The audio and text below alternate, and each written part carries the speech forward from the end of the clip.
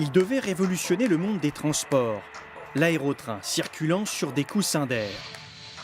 Ce projet de Jean Bertin a été abandonné dans les années 1970.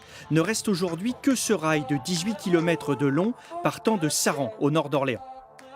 Dans quelques années, cette structure pourrait revivre et héberger les essais du Space Train, lui aussi sur des coussins d'air. Sa vitesse pourrait atteindre 5 à 700 km/h. Une équipe de 12 ingénieurs travaille dessus depuis un an. À sa tête, Émeric Glaise. Il compte se servir de la voie existante, même si elle a plus de 50 ans. Le premier avantage, c'est qu'elle est déjà construite. Donc c'est déjà un gros avantage, ça limite les coûts d'infrastructure, de développement. Deuxièmement, parce qu'elle est adaptée en fait, à notre prototype. On a élaboré notre prototype sur la ligne Bertin, en fait, si vous pouvez le voir. Selon l'équipe, construire un nouveau rail coûterait trop cher, alors que les travaux à réaliser sur l'ancien se limiteraient à 13 millions d'euros.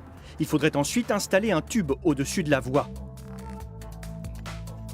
Ce tube permet en fait de faire le vide d'air à 80%, qui permettrait en fait de limiter la pression atmosphérique et d'éviter les frottements. Le rail abandonné est aujourd'hui une curiosité du paysage, un objet de débat. Le faire revivre ravirait Michel Guérin, ardent défenseur de ce site. Je disais toujours que les ingénieurs, Jean Bertin, le grand patron, les ingénieurs et tout, n'avaient pas travaillé pour rien. Malheureusement, ils n'ont pas toujours été suivis. Et je voulais que ce rail, un jour, puisse être utilisé. Et j'ai trouvé là des gens qui sont très attachés à leur projet, qui n'ont pas la grosse tête, mais c'est vraiment des gens capables, et un projet qui est extraordinaire. Mais ce projet est encore très loin de voir le jour. Il faut avant tout l'accord de l'État pour intervenir sur le rail existant, et au moins 3 ans avant que les essais puissent être effectués.